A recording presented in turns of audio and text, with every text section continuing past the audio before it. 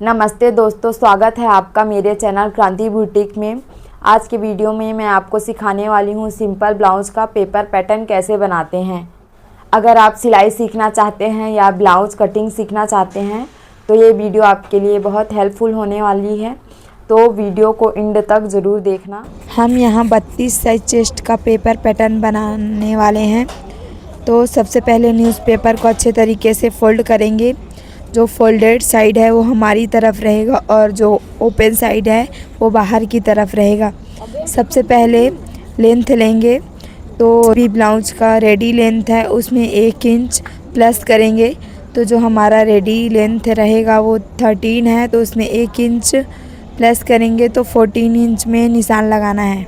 तो ऐसे ही 14 इंच पे निशान लगाते हुए सीधी लाइन खींच देंगे। उसके बाद शोल्डर लेंगे। तो हम 32 साइज़ का बना रहे हैं, तो शोल्डर यहाँ हम 5 इंच लेंगे। आर्म होल जो है वो 6 इंच रहेगा। अब शोल्डर से आर्म होल के लिए जो निशान लगाए हैं उसको मिला देंगे। उसके बाद चेस्ट का नाप लेंगे। तो हमारा 32 साइज़ का है, तो उसका चौथा भाग लेंगे। तो चौथा भाग यहाँ 8 इंच आएगा। 8 इंच पे निशान लगाएंगे और उसके बाद 1.5 इंच का सिलाई के लिए मार्जिन छोड़ेंगे। अब इस लाइन से इस लाइन को मिला देना है। अब लेते हैं कमर का मेज़रमेंट। तो हमारा कमर 26 इंच का है, तो 26 इंच का चौथा भाग आएगा 6.5 इंच।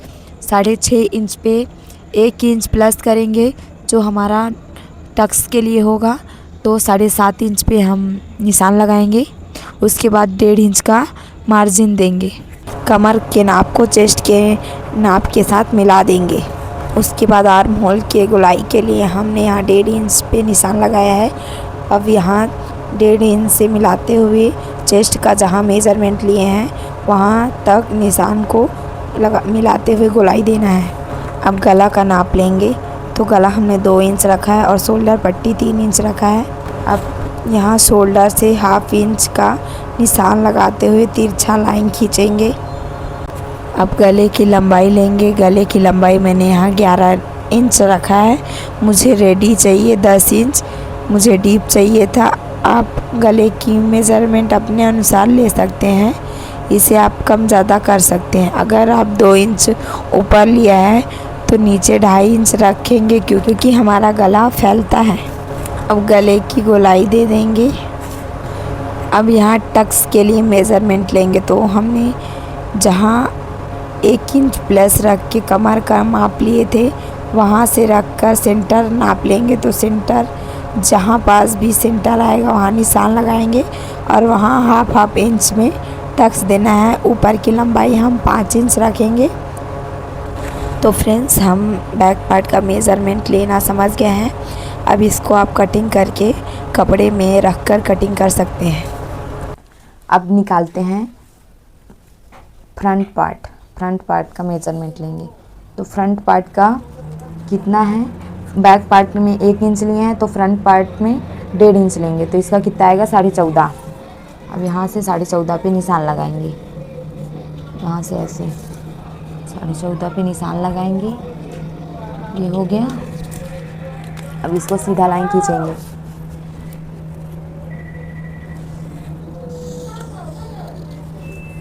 ठीक है, यहाँ से आप शोल्डर लेंगे। शोल्डर 5 इंच है, यहाँ से 6 इंच। यहाँ भी चेक करेंगे 5 इंच है कि नहीं। बैक पार्ट में जितना शोल्डर और आर्म होल है वो यहाँ सेम रहेगा। चेस्ट का नाप लेंगे। बैक पार्ट में हमने 1.5 इंच मार्जिन रखा था, फ्रंट पार्ट में 2 इंच मार्जिन रखेंगे। 1/2 इंच यहाँ टक्स देंगे, तब उसमें कवर हो जाएगा। अब निशान को मिला देंगे। उसके बाद कमर का नाप लेंगे। तो कमर हमारा 26 है। 26 का चौथा भाग 6.5 इंच आता है। बैक पार्ट में हमने 1 इंच मार्जिन रखा था टक्स देने के लिए।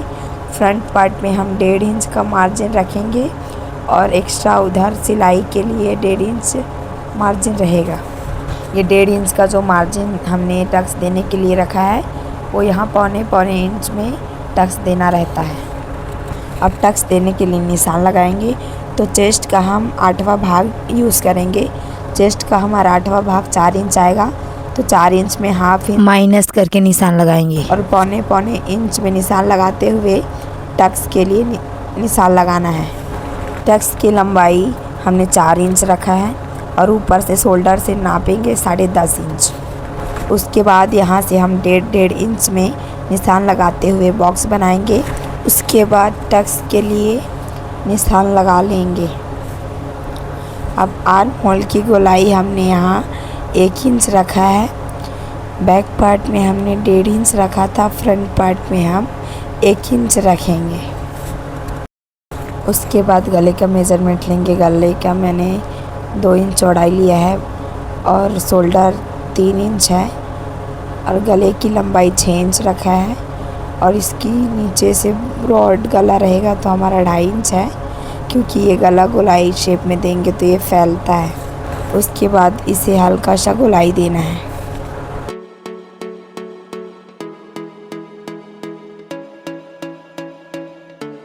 फिर उसके बाद शोल्डर से 1/2 इंच लेते हुए तिरछा लाइन खींचेंगे।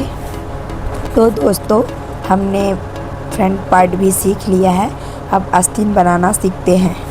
फ्रेंड्स, अगर आपको मेरी आवाज़ थोड़ा अटपटा सा लग रहा होगा तो उसको नज़रअंदाज करिएगा, क्योंकि मेरा थोड़ा गला बैठा हुआ है, इसकी वजह से मेरा आवाज़ ऐसा हो रहा है। तो आस्तीन बनाने के लिए हमें पेपर को 4 फोल्ड में रखना है।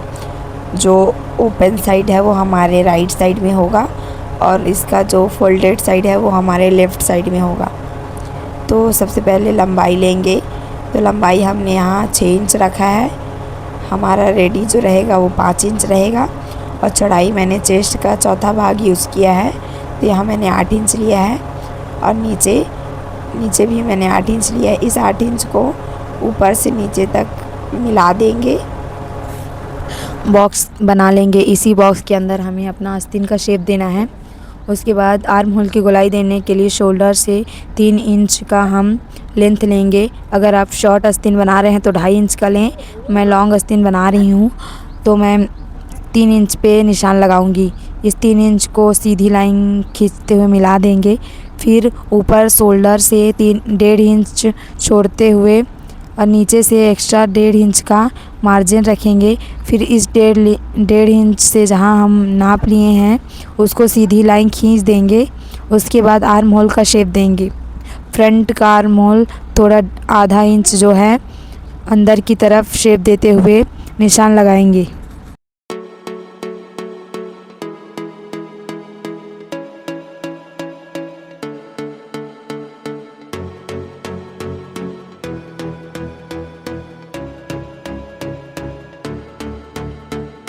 अब मोहरी का नाप लेंगे। तो मोहरी हमारा 10 इंच है तो 10 इंच का हाफ 5 इंच पे निशान लगाएंगे।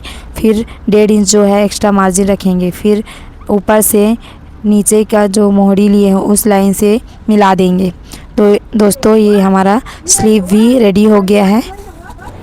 यह जो हमने पेपर पैटर्न बनाया है इसे कपड़े पे रखकर कटिंग करेंगे।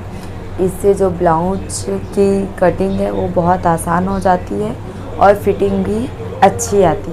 अगर आपको यह वीडियो पसंद आया हो तो वीडियो को लाइक करें, चैनल को सब्सक्राइब करें और शेयर ज़रूर करें। और अगर आप और भी सिलाई या फिर ब्लाउज़ कटिंग सीखना चाहते हो तो मेरे चैनल को फॉलो ज़रूर करें। धन्यवाद दोस्तों, मिलते हैं अगली वीडियो में।